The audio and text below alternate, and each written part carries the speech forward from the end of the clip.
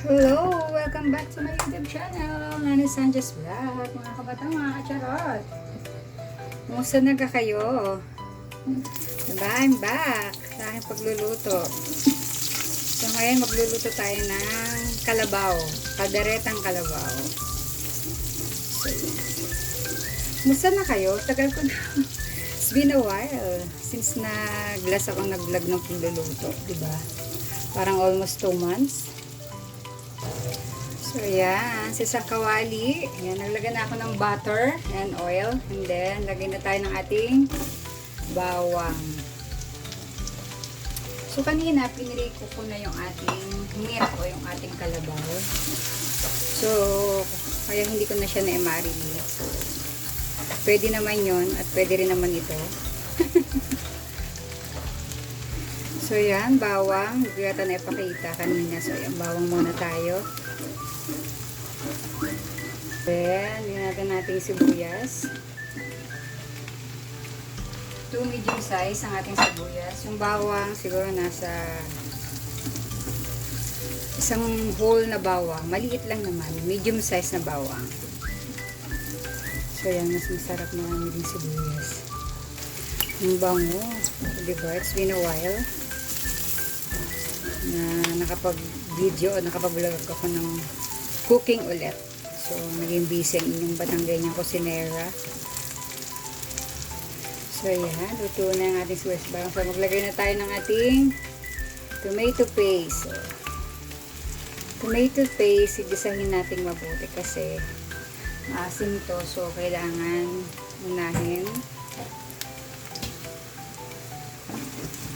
Ating gisahin para mag-subside yung konting asin niya. Tomato paste. Yan. Kalderetang kalabaw. Diba? Masarap ang kalabaw. So, lagyan na natin ating tomato sauce. Hindi pala tomato sauce. Oyster sauce.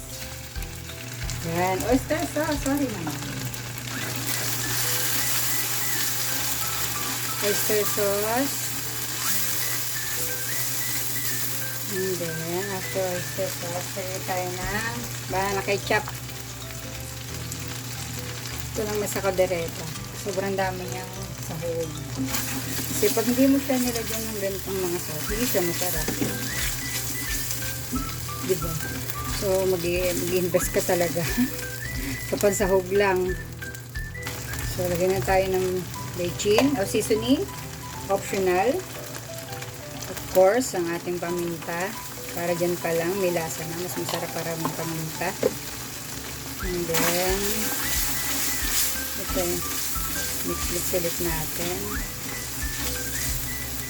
And then, after this, alagay ko na yung ating pre-cook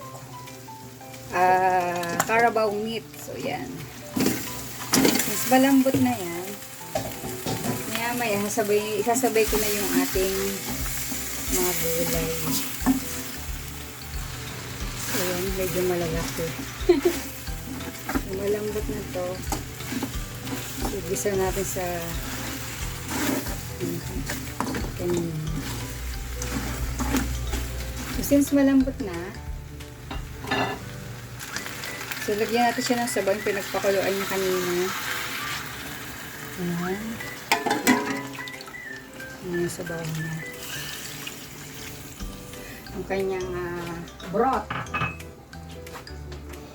So, put the broth. Of course, pineapple juice. So, kailangan may pineapple. Dapat kanina sa marination ka. So, hindi ko na nga siya na-marinate. 1 cup lang.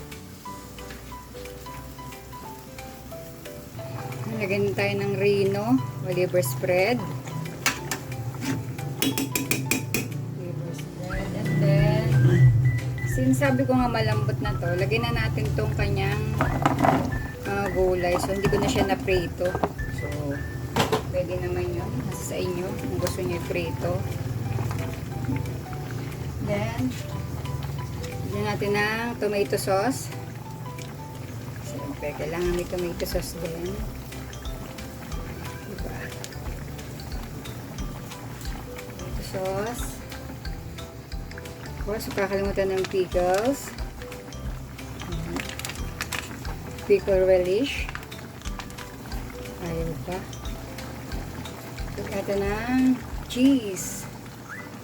So, we need to put grated cheese. Kailangan natin lagyan yan.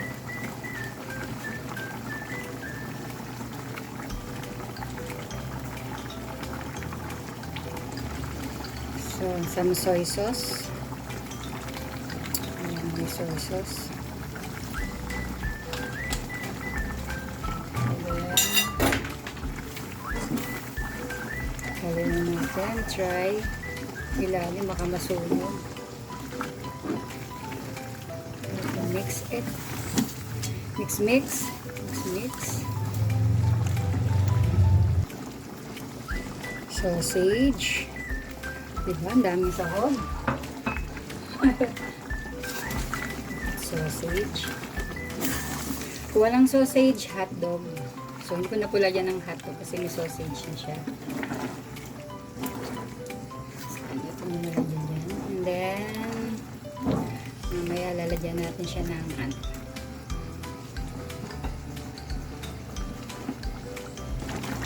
a little bit of patis, soy sauce. Lang. Sinilasa na siya. Pork and beans.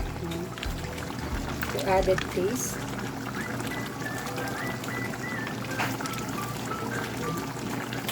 Diba? Sarap naman. Sarap nito. Yummy.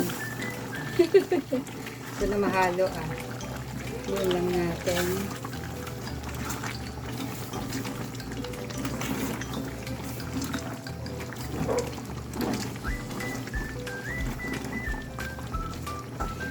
Lagay na natin ang ating bell pepper. Lastly, we will put peanut butter. Ayaw ka maalis. Peanut butter. Yan. Peanut bitter. Sa mga bitter dyan, peanut butter. Tapos natin lalagay ang peanut butter. And then, halo lang natin. Then, that's it. Ito ang ating kaldera. At ilang palalaputin.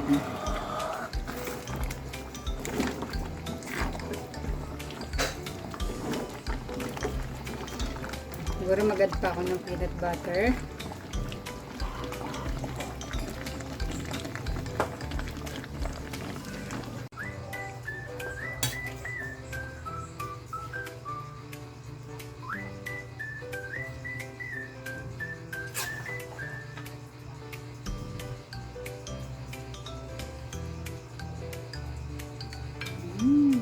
Delicious.